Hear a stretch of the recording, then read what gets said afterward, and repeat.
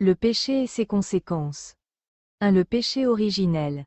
Je vis Adam et Ève se promener pour la première fois dans le paradis.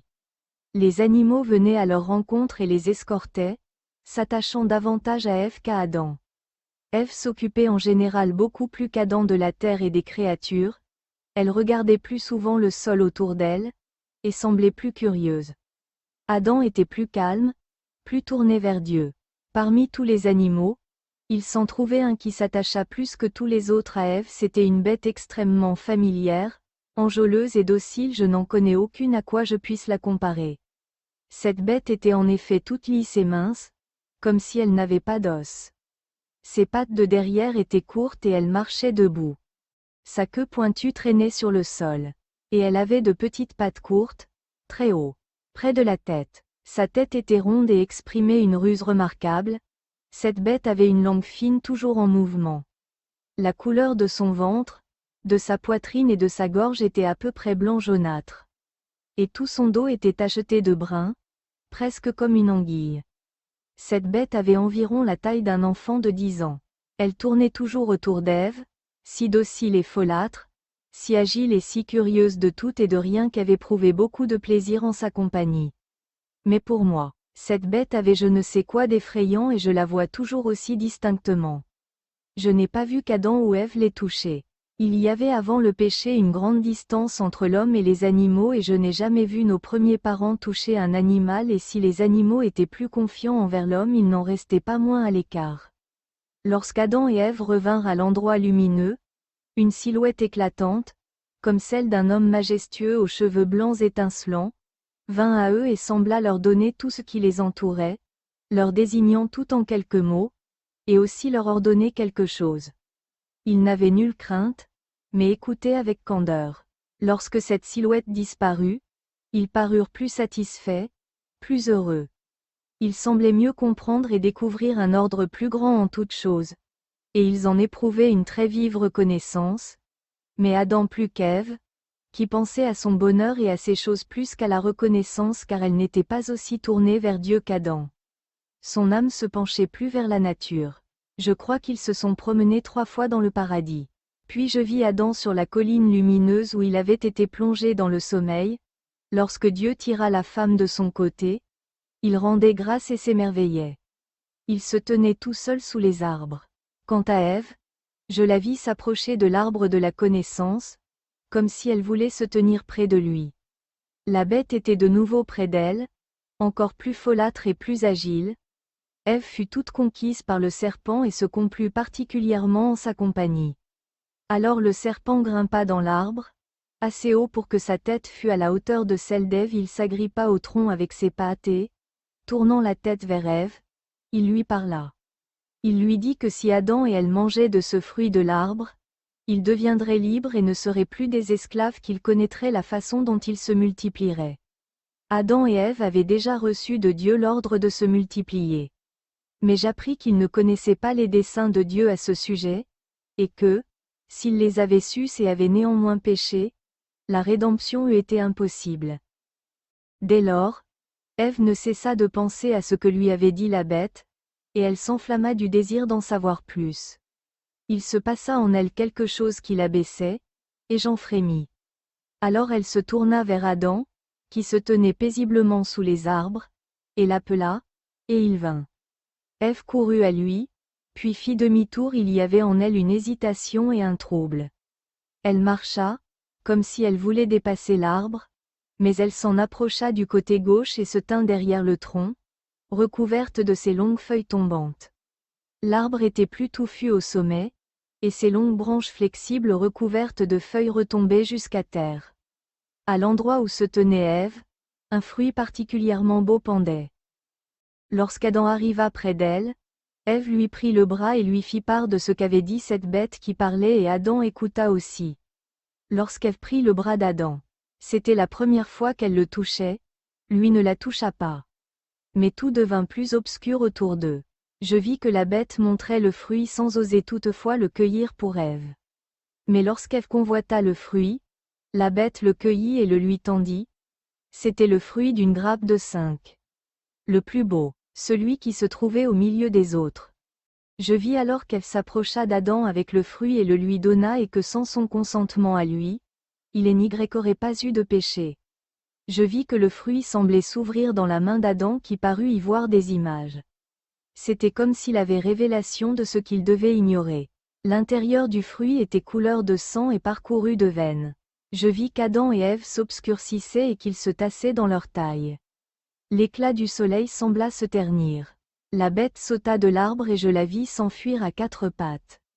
Mais je n'ai pas vu qu'Adam et Ève aient mangé le fruit avec leur bouche, comme nous faisons. Le fruit disparut entre eux. Je vis qu'Ève avait déjà péché lorsque le serpent était dans l'arbre car elle lui avait remis sa volonté. Je compris à ce sujet quelque chose que je suis incapable d'exprimer en paroles. C'était comme si le serpent représentait la forme.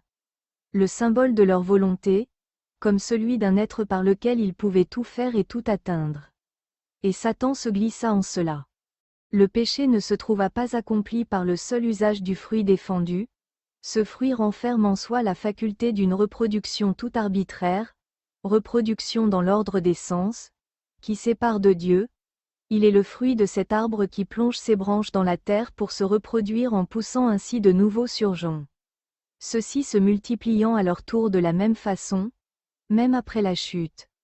Aussi, ayant consommé ce fruit dans la désobéissance, l'homme se sépara de Dieu. Et la concupiscence s'implanta en lui, et par lui dans toute la nature humaine. Cette usurpation des propriétés du fruit eut en l'homme, qui voulut ainsi satisfaire son désir propre, de funestes conséquences, la division.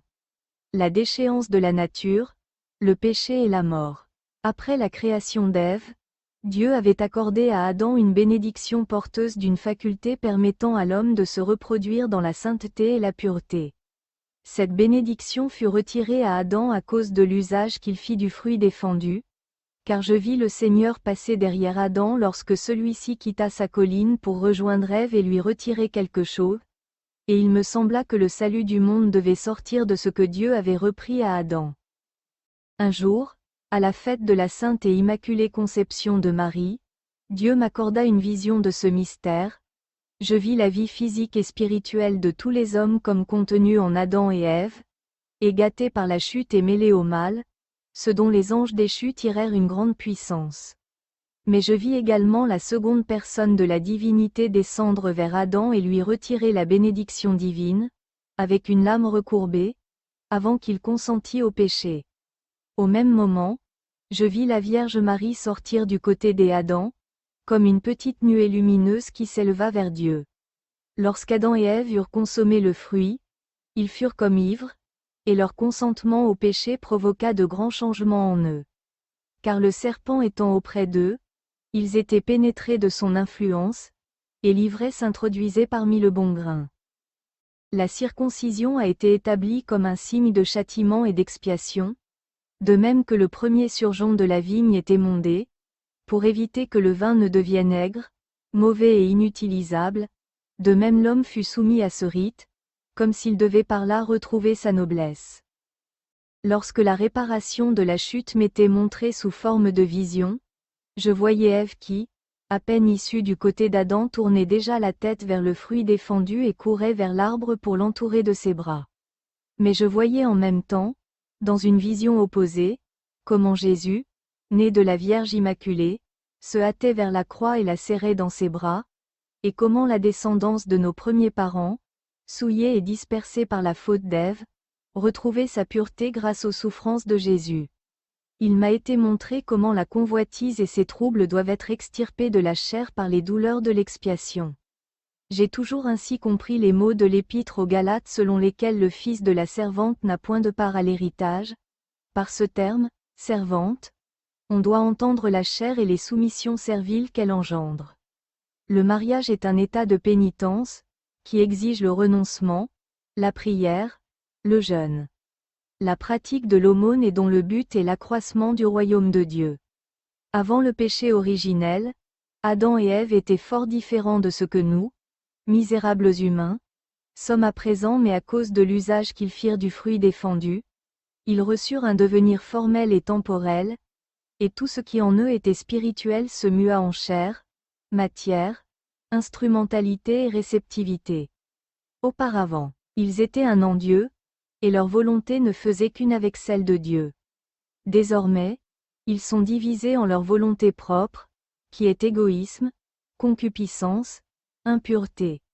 En cueillant le fruit défendu, l'homme se détourna de Dieu, son Créateur, et ce fut comme s'il usurpait le pouvoir de créer. Dans l'être humain, toutes les forces, les actions et les qualités, et leurs relations entre elles et avec la nature entière, sombrèrent au niveau de la matière, dans l'ordre corporel, et empruntèrent toutes sortes de formes et d'expressions. À l'origine, l'homme avait été établi par Dieu maître de toute la création. Désormais, tout se trouvait en lui rabaissé au niveau de la nature, il était comme un seigneur que ses esclaves eussent soumis et lié, et il devait à présent lutter et combattre contre ses esclaves. Je ne suis guère capable d'exprimer ces choses, c'est comme si l'homme avait possédé en Dieu l'origine et le centre de toutes choses, et comme s'il les avait ramenées à soi, si bien que ces choses étaient devenues ses maîtres. J'ai vu l'intérieur de l'homme, tous ses organes, comme l'image de toutes les créatures et de leurs relations entre elles. Il récapitule en lui toutes choses, des astres jusqu'aux plus petits animaux, comme si ceux-ci étaient par la chute de l'homme tombés eux-mêmes dans le corporel et le périssable.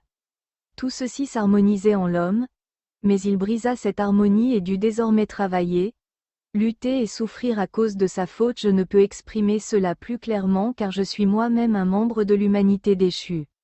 L'homme a été créé pour combler les rangs laissés vides par les anges rebelles.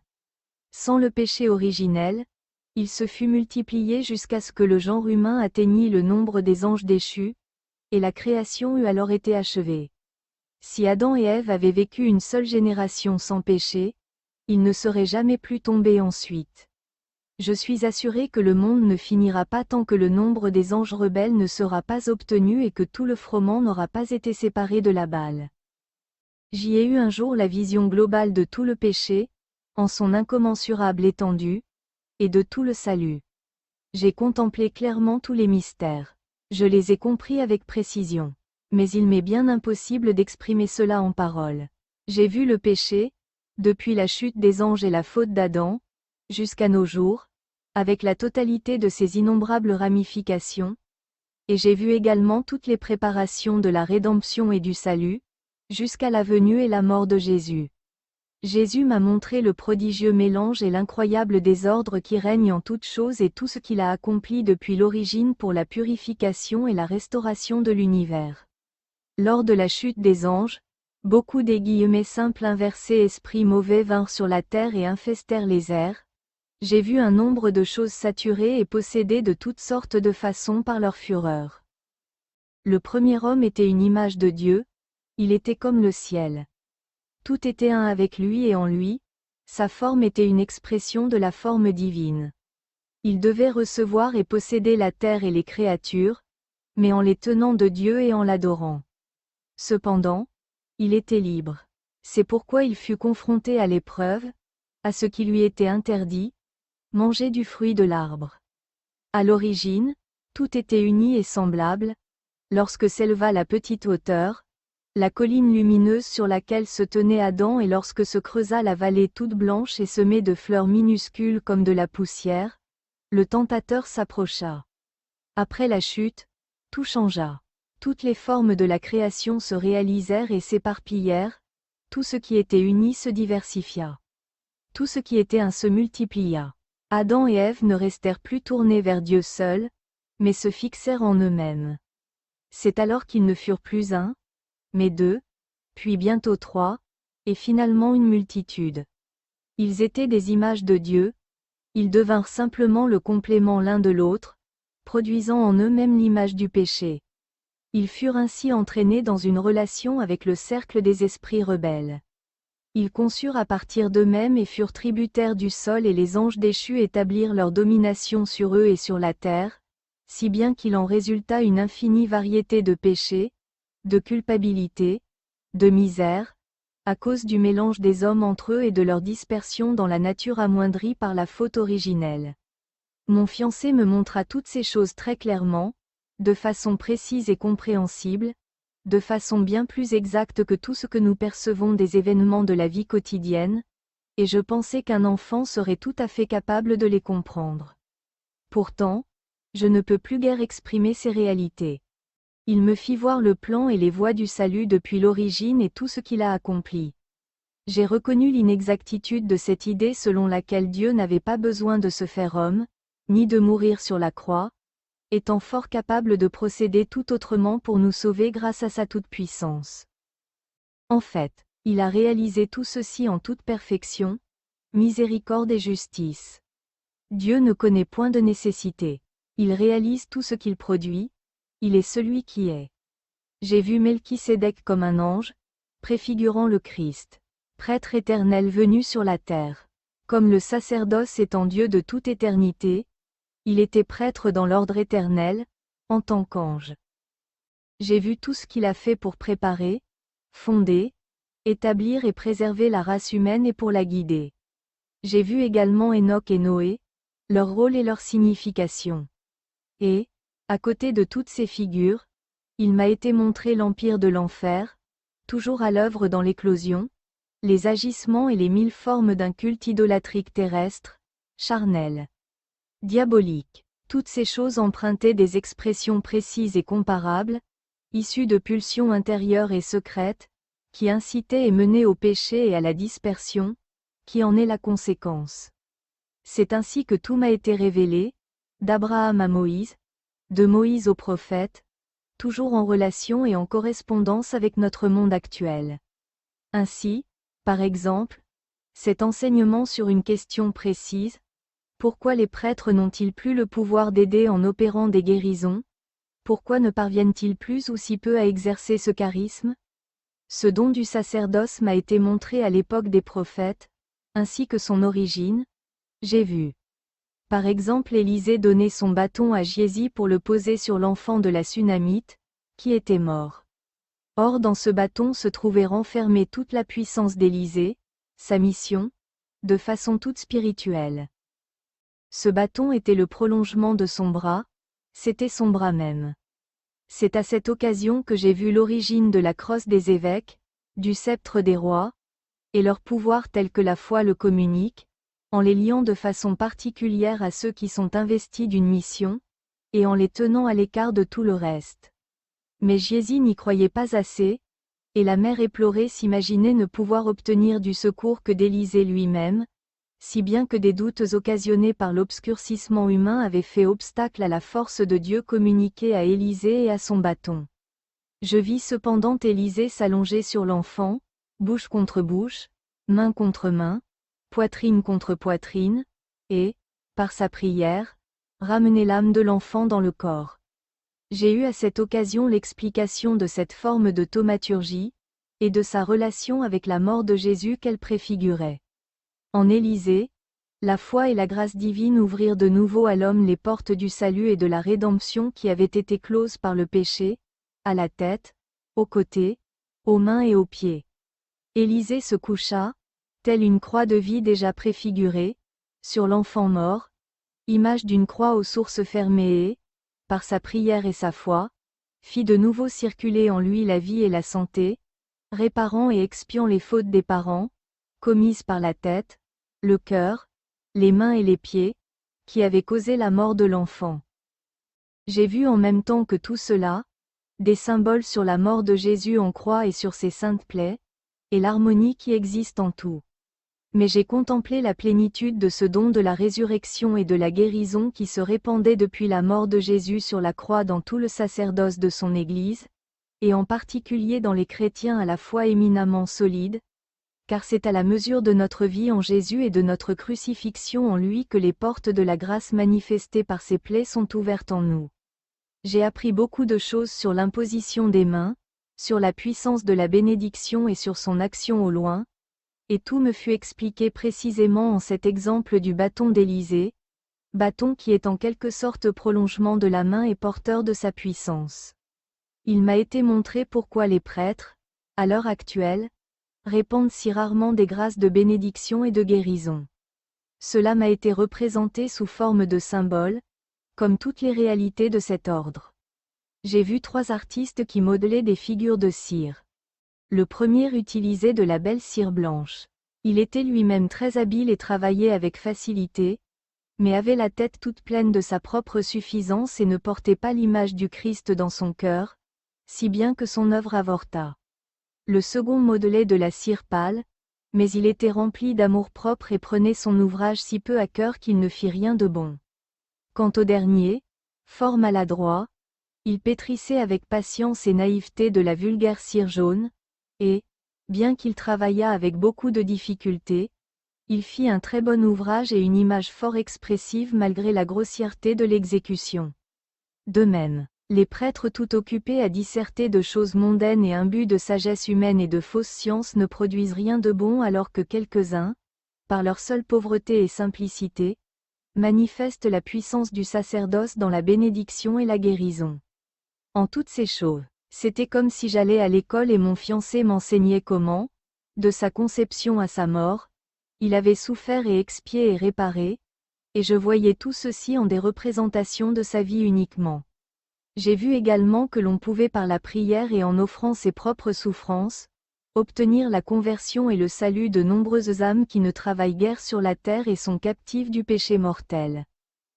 J'ai vu aussi comment les apôtres se sont dispersés sur la plus grande partie de la terre pour y briser la domination de Satan et y porter la bénédiction, et comment certaines régions étaient tout particulièrement au pouvoir de l'ennemi, mais Jésus, par son sacrifice parfait a obtenu aux hommes la puissance de sa bénédiction et l'a solidement établie en eux, en leur envoyant autrefois et maintenant encore, son esprit de sainteté.